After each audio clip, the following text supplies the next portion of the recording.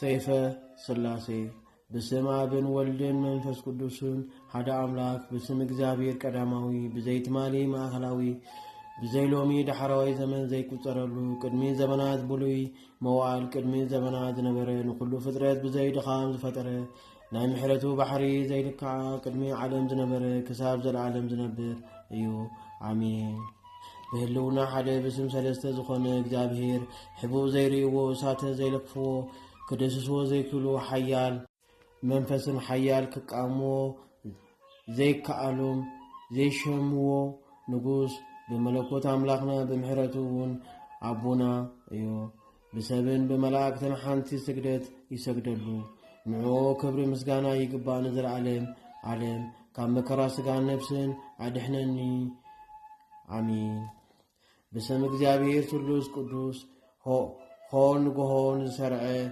نسركن مشتن بناي ግዛአቱ ስልጣን ዘከዋወነ በብመጠኑ ንማዓልቲ ዘንውሕ በብዘመኑን ንለይቲ ካብ ማዓልቲ ዘንውሕ ከምቲ በቃሉ ዝብሎ ኩሉ ፍጥረት ንዑ የመስግን ኣብ ኩሉ ቦታ ዘሎ ኣብ ቅድሚ ገጹ ንዘለዓለም ዓለም ይምህለልን የመስግንን አሜን ወዲ ያው እግዚአብሔር ወዲ ቅድስቲ ድንግል ማርያም ካብ ስጋ ካብ ነፍሳ ነፍሲ ዘወሰድካ ኦ ጎይታ ኢየሱስ ክርስቶስ ናባይ ናዓ ኦ ጎይታ ኢየሱስ ክርስቶስ ኩሉ ኃጢአቴ አስተርጤኻ ይግረይልካ ናባይ ናዓ ዘፍርሕ መለኮታዊ መብረቕ ንስኻ ኢኻ ሃልሃል ዝብል ፈሓሚ መለኮት ተወርዋሪ መለኮታዊ ቀስተ ውዑይ መለኮታዊ እሳት ዘበርህ መለኮታዊ ነደ ዘንጸባረቅ መለኮታዊ ፀሐይ ዘርዕድ ከቢድ ግርማ መለኮታዊ እምኒ መለኮታዊ ነበልባል እሳት ስሙር መለኮታዊ ዋልታ ስሙር መለኮታዊ ኩናት ተባላዒ መለኮታዊ ረስኒ አሸናፊ መለኮታዊ እዘዝ ሓያል መለኮታዊ ብልጭልጭታ ዘብርህ መለኮታዊ እሳት ስሑል መለኮታዊ ሰይፍ ጉሩ መለኮታዊ ቃል ዘገርም መለኮታዊ ነበልባል ዝቆርጥ መለኮታዊ ስህለት ቀይሕ መለኮታዊ ጨርቂ ንጹህ መለኮታዊ ባህሪ በልሕ መለኮታዊ ምሳር ምጡቅ መለኮታዊ እምባ ዝተነጻጸረ መለኮታዊ ቀስቲ ሩሱን መለኮታዊ ሙቀት ነዊሕ መለኮታዊ እሳት መዋዒ መለኮታዊ ኃይሊ ገዛኢ መለኮታዊ ዕቤት ሰፊሕ መለኮታዊ ብርሃን ሽሎም መለኮታዊ መንበር ዙፋን አማን በአማን ንዘለዓለም አሜን ንሰይጣን ዝቅጥቅጦ ጽኑዕ በትሪ ንሱ ኢየሱስ ክርስቶስ እዩ ኣብ ልዕሊ መስቀሉ ኮይኑ ናሓለውቱ ገሃነም እሳት ብሰይፈ ዘደንገጾም ንሱ ኢየሱስ ክርስቶስ እዩ ንጸልማት ዘህድም ብርሃን ንኩሉ ዓለም ዘብርህ ብርሃን ንሱ ኢየሱስ ክርስቶስ እዩ ብጸላይ ዘይፈርስ ጽኑዕ አዳራሽ ንመመናን ናይ ህይወት መጸጊዒ ዝኾኖም ንሱ ኢየሱስ ክርስቶስ እዩ አቅርንቱ 7 ራእሱ 10 ዒንቱ 7 ዝኾነ ንመስዋዕቲ ተሰርዐ ኣብ በጊዕ ንሱ ኢየሱስ ክርስቶስ እዩ ኣብ ቀራንዮ ንቤት ክርስቲያን ዝተመርዓወ ሰማያዊ መርዓዊ ንሱ ኢየሱስ ክርስቶስ እዩ ብዕለተ ዓርቢ ኣብ ልዕሊ ዕፀ መስቀል ማዕዙ ዝተዓመ ንጹህ ናይ ማዕጠንቲ መስዋዕቲ ኮይኑ ዝቐረበ ንሱ ኢየሱስ ክርስቶስ እዩ ንሱ ተገሪፉ ተናዒቑ ብናይ ሞቱ ቁስሊ ዝተበጀወልና ብትንሳኤውን ዝተናዘዘልና ዝዘከረናን ንሱ ኢየሱስ ክርስቶስ እዩ بحمامو ناي طلي ግድግዳ ፍሪሱ ኣብ ናይ መስቀሉ ጉንዲ ካብ ደሙ ቀለም ዝጻሐፈና ንሱ ኢየሱስ ክርስቶስ እዩ ሎሚውን ንለምኑ ንኃጢአትና ይቅረብ ንኽብለና በደልና በሳና ንኽድምሰልና ብጸሎት አዴና ቅድስት ድንግል ማርያም ወላዲት አምላክ ኃጢአትና ንኽሰጠልና በደልና ንኽድምሰልና ንለምኑ كمون بطلوت يوحنس مطمق بطلوت قدوس ጊዮርጊስ بطلوت አቡነ ተክለ ሃይማኖት بطلوت አቡነ ገብረ መንፈስ ቅዱስ بطلوت አባ ሳሙኤል بطلوت አባ ኪሮስ بطلوت አቡነ ጸጋ ኢየሱስ بطلوت አቡነ ኢምስጣጢዮስ بطلوت ደናግል መነኮሳት بصلوت لكنا ملائكة قدوس ميكائيل بصلوت أبصاري تفسيتي قدوس جبريل بصلوت قدوس رفائيل عقابي هنوت أملاك زخونة كمون بصلوت أفنانين ساقيلين بصلوت قدوس رابيل نلبي دس سبل بصلوت قدوس فانويل بصلوت سرافيل كوبيل بصلوت 4 انسسا زصرت منبر سلاسي بصلوت 24 كهنات سماي عطنتي محبر سلوس قدوس بصلوت 99 نجد ملكوت بصلوت آلاف ملائكتي بصلوت قدوسان ملائكتي بصلوت ليقة ملائكتي بصلوت قداموت أبوات نبيات بصلوت حواريات 7 أردتن نكذابير دز بلو بصلوت ጻድቃን ሰማዕታት ካብ መከራ ስጋ ካብ መከራ ነፍስን ሓልወና ንዘለዓለም አሜን። ዳግሙን ካብ ልሳኑ ነጸብራቅ ሓዊ ብዝወፅእ ሓደ መልአክ ብናይ አብ ወልድ መንፈስ ቅዱስ መለኮታዊ ሓድነት ንሰይጣናት ናባይ ከይቀርቡ አጉዞም ኣለኹ። ሕጂውን እኩያን አጋንንቲ ተንኮለኛታት አስማተኛታት ንዝኾኑ ሰባት ካባይ ንኽርሕቁ አጉዞም ኣለኹ። በአብ ይአምን በወልድ ዕቀብ በመንፈስ ቅዱስ እውከል። ሳዶር አላዶር ዶናት አዴራ ሮዳስ ብዝተባህሉ 5 ቅንዋት መስቀል ጎይታና ኢየሱስ ክርስቶስ መርዝሞት ከምዝ ተሰዓረና ከምዝበረሰን ሓይሊ ሰይጣኑን ከምዝተቀጥቀጠን ከምኡ ናብ ነፍሰይን ስጋይን ከይቀርቡ ዘማርቱ መድኃኒቶም ይብረስ አጋንንቱን ሓይሎም ይድከም ንዘለዓለም አሜን። ካብ ክፉ ናይ ሓዊ ሰይፍ ብዝወፅእ መለኮታዊ ሓድነት ሓደ አምላክ አብ ወልድ መንፈስ ቅዱስ ናብ ነፍሰይ ስጋይን ከይቀርቡ አጋንንቲ አውግዞም ኣለኹ። ለግዌን አጋንንቲ ፍትሓት ርእሲ መርዝን ቅርጸት ከብዲ ቁርጥማት እግሪ ውግዓት ጎኒ ወይቦ ዓሶ ቡዳ መናፍስቲ ርኩሳን ዓይኒ ሰብ ኢድ ሰብ ዘማርቱ ኩሎም ካባይ ንኽርሕቁ አጉዞም ኣለኹ። በአብ አአምን በወልድ ምህፀን በመንፈስ ቅዱስ እውከል። ጎይታዬ አምላኬ ኢየሱስ ክርስቶስ ንዓይኒ ባርያኻ ካብ መከራ ስጋ ካብ መከራ ነፍስን ንኽስውረኒ ክልምነካን ከማልደካን ከለኹ ልብኻ ኣይተጽንዓለይ። አሜን። ብስም አብን ወልድን መንፈስ ቅዱስን ሓደ አምላክ ብምእማን ምስ ምስጋና ነዚ ሰለስተ ብስም ስላሴ አአምን። በኃይሉ ተመኪሑ ንዝጻረረኒ ኃይል ጸላኢ ቃል እግዚአብሔርና መሬት ይደርብዮ። በሊሕ ብዝኾነ ሰይፍ መለኮት ሱር ደም ክሳዱ ይዕጸቡ። ምስ ብዙሕ እምነት ብስም ስላሴ ነዚ ሰለስተነት አአምን።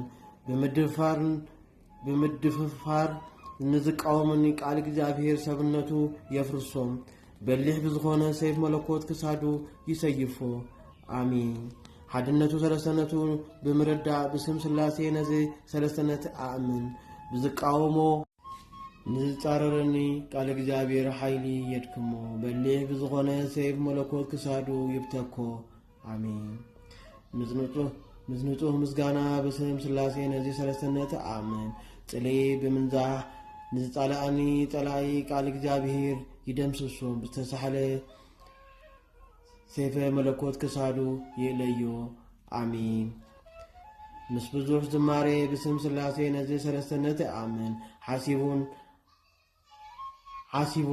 አሲሩን ንዝጻልአኒ ጸላኢ ቃል እግዚአብሔር ካብ ክብሩ የሕስሮ። ብዝተሳህለ ሰይፍ መለኮት ክሳዱ የምተሮ። አሜን። ብዘይገለ ጥርጥር ብስም ስላሴ ነዚ ሰለስተነት አአምን። አሲሩ ክጻልአኒ ንዝደሊ ጸላኢ ቃል እግዚአብሔር ናብ መሬት ደርቢዩ ይበትኖ። ብስሑል ሰይፍ ስላሴ ክሳዱ ይሕነቆ። ብዘይ ተጋራጫዊ ብስም ስላሴ ነዚ ሰለስተነት አአምን። ተዛሪቡ ንዘቀየመኒ ጸላኢ ቃል እግዚአብሔር ናብ ሽግር ይደርብዮ። ብዝተሳሕለ ሰይፈ መለኮት ክሳዱ ወጢሩ ይበጥሶ። آمين. بزي مقلال بسم سلاسي نزي سلستنت يأمن قال እግዚአብሔር ንጸላኢ ካብ ሱሩ ይንቀሎ ብስተሳለ ሰይፍ መለኮት ክሳዱ ወቂዑ ይቅተሎ አሚን። ብዘገለ ተቃርኖ በስም ስላሴ ነዚ ሰለስተነት ይአምን ንዝተናኮለኒ ጸላኢ ቃል እግዚአብሔር ይኮንኑን ብስተሳለ ሰይፍ መለኮት ክሳዱ ይጎንድቦ አሚን። ብዘገለ ተድሕሮ በስም ስላሴ ነዚ ሰለስተነት ይአምን ንዝጻባኒ ጸላኢ ቃል እግዚአብሔር ይውጋእዮ ብስተሳለ ሰይፍ መለኮት ክሳዱ የጸጋዕዮ አሚን። ብዘይገለ ተድሕሮ በስም ስላሴ ነዚ ሰለስተነት ይአምን ፈታዊ ተመሲሉ ከጥፋእኒ ንዝደሊ ጸላኢ ቃል እግዚአብሔር ይቅዘፎ ብስተሳለ ሰይፍ መለኮት ክሳዱ ይቁረጦ።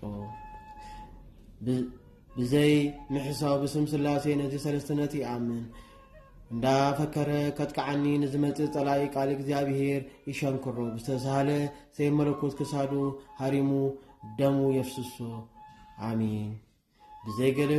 ብዘይገለ ውልውል በስም ስላሴ ነዚ ሰለስተነት ይአምን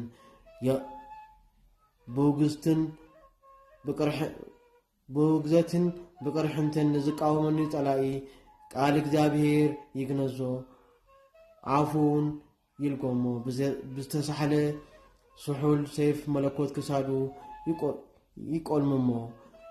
ብዘይገለ ሸለልታ በስም ስላሴ ነዚ ሰለስተነት ይአምን ብትዕቢት ንዝቃወመኒ ጸላኢ ቃል እግዚአብሔር ይጥፋዕዮ ብስተሳለ ቃል እግዚአብሔር ክሳዱ ይቀንጽሎ አሚን።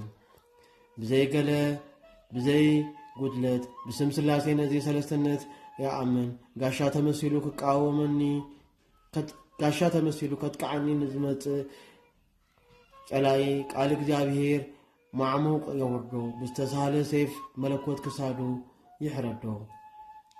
ሰለስተነት ምስ ሓድነት ምስ ሰለስተነት ብዘይ ምፍልላይ በስም ስላሴ ነዚ ሰለስተነት ይአምን ደጋጊሙ ንዘጥቃዓኒ ጸላኢ ቃል እግዚአብሔር ይቀጥቅጦ ብስተሳለ ሰይፍ መለኮት ክሳዱ ይሰንጥቆ አሚን። ብዘይገለ ጉድለት በስም ስላሴ ነዚ ሰለስተነት ይአምን ፈታዊ መሲሉ ንዝቃወመኒ ጸላኢ ቃል እግዚአብሔር ቀልጢፉ ይገስጾ ብስተሳለ ሰይፍ መለኮት ክሳዱ ይቁረጾ አሚን። ብዘይገለ ዕረፍቲ በስም ስላሴ ነዚ ሰለስተነት ይአምን ንዝዘልፈንን ንዝጠርፈንን ጸላኢ ቃል እግዚአብሔር ብድፍረት የጽድፎ ብስተሳለ ሰይፍ መለኮት ክሳዱ ይቅዘፎ አሚን። በመለኮት ቅድስት ስላሴ ጸላኢ ተደምሲሱ ንክጠፋአለይ በአምልኮትን በፍጹም ምስጋናን በስም ስላሴ ነዚ ሰለስተነት ይአምን በበርከይ ተንበርኪኸ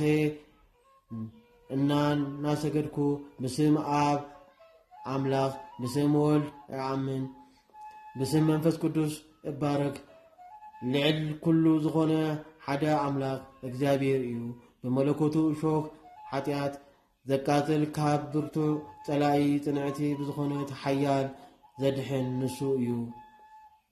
ጊዜን ዘመንን ዘይቅድሞም ሓደ አምላኽ ብዝኾነ አብ ወልድ መንፈስ ቅዱስ ይአምን እተአማምን እውን ዘይከፋፈል ሰለስተ ገጽ ሓደ አራእያ ሓደ አምሳል ብሩኻት ቃል ስላሴ በሓድነት በሰለስተነት ንዘለዓለም ይንበሩ ወልድ ዋሕድ እግዚአብሔር ንኩሉ አካል ሙሉእ ዝኾነ ቅድሚ ዓለም ዝነበረ ንዘለዓለም ዝነብር ብስሙ ይአምን አሚን። ድቃስ ድኻም ዘይብሎም ትጉሃን መላእክቲ ሰማይ እግዚአብሔር ሓያል ምስጋና ዕቤቱ ኣብ ሰማይ ኣብ ምድርን ዝመልአ ብምዃኑ ቅዱስ ቅዱስ ቅዱስ እናተባሃልካ ትምስገን እናበሉ የማልዱ።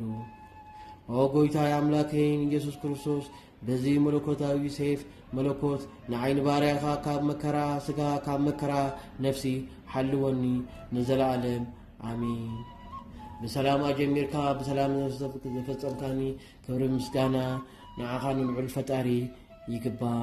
ቅዱስ ወድኻ ንሳቶም ክጽልዩ ከለኹም ከምዚ ኢልኩም ጸልዩ ኢሉ ከምዚ መሃረና كمزينا نتجنانا شمكا نتوعكا علنا ኣብ ሰማያት ትነብር ኣቦና ስምካ ይቀደስ መንግሥትኻ ትምጻእ ፍቃድካ ከምቲ ኣብ ሰማይ ከምኡውን ኣብ ምድሪ ይኹን ናይለት እንጀራና ሎሚ ሃበና ንሕና ንዝበደሉና በደሎም ከም ንሓድገሎም በደልና ሓደገና ካብ ክፉ ኣድሕነና እምበር ኣብ ፈተና ይተእትወና መንግሥትን ሓይልን ክብርን ዘለዓለም ናትካ እሞ ኣሜን ኦ ግዝቲ ማርያም ብናይ ቅዱስ ገብርኤል መልአክ ሰላምታ ሰላም እብለኪ ብሕልና ድንግል ኢኺ ብስጋኺ እውን ድንግል ኢኺ ኣደ እግዚአብሔር ጻቦት ጌታ ሰራዊት ሰላም እብለክ ኣለኹ ንስኺ ካብ ኣንስቲ ብርኽቲ ኢኺ ፍረ ከርስኺ እውን ብሩኽ እዩ ኦ ምልዕተ ጸጋ እግዚአብሔር ምሳኺ ኦ ፍስሕቲ ደስ ይበልኪ ኃጢአትና ክስረየልና ናብ ፍቁር ወድኺ ኢየሱስ ክርስቶስ ጸሊኺ ምንታና ምሕረት ለምንና ኣሜን